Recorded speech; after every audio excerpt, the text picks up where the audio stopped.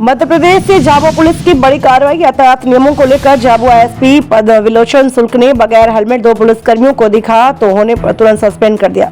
संदेह था कि दोपहिया वाहन पर कोई पुलिसकर्मी बिना हेलमेट के नहीं होगा। अगर पुलिस खुद यातायात नियम का उल्लंघन करेगी तो पुलिस की मंशा है कि जब पुलिस खुद नियमों को अपनाएगी, आदेशों का पालन करेगी तो आमजन भी पालन करेगा।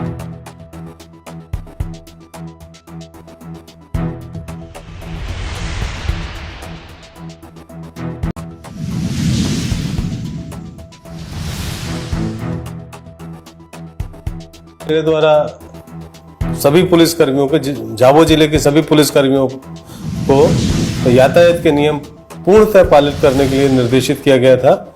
इसमें सभी पुलिसकर्मियों को मेरे द्वारा बताया गया था कि जब वो वर्दी पहनते हैं या बिना वर्दी के सिविल कपड़ों में अपने क्षेत्र में भ्रमण करते हैं तो पुलिसकर्मी दोपहिया वाहन चलाते समय हेलमेट पहनेंगे।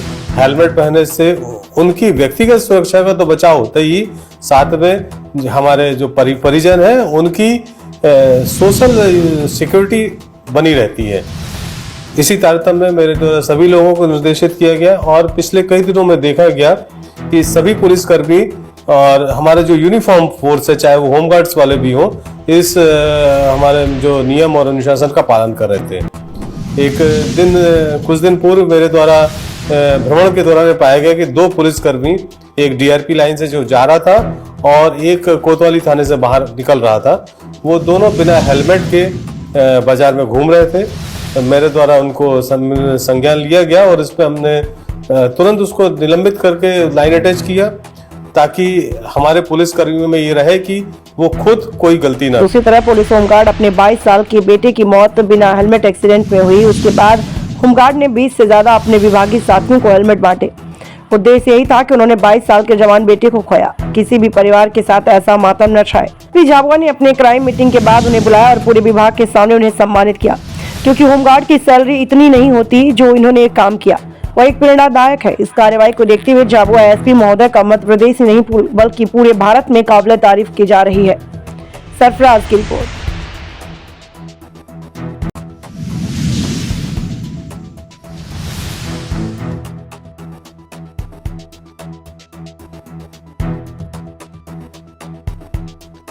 जो साथी है, होमगार्ड का साथी सैनिक है गोपाल करके, तो उसके बेटे की हेलमेट लगाने से 22 वर्षीय बेटे की मृत्यु हो गई थी।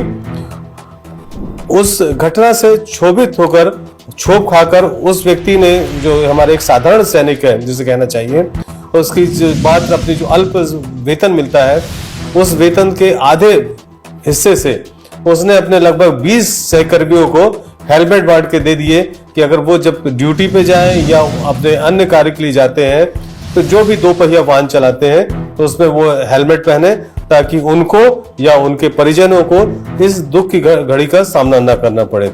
तो हमने जब पाया कि हमारा एक साधारण साथी इस तरह का बड़ा दिल दिखा सकता है, क्यों ना हम सभी उसका पूरे जिले के सामने सम्मान करें।